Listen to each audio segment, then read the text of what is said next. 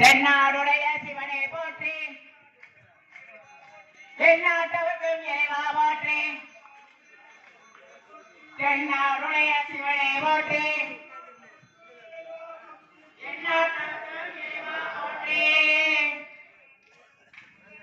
சிவனவன் சிந்தையுள் நின்ற அதனால் அவன் அருளாரே அவன் தான் அவன் அருளாரே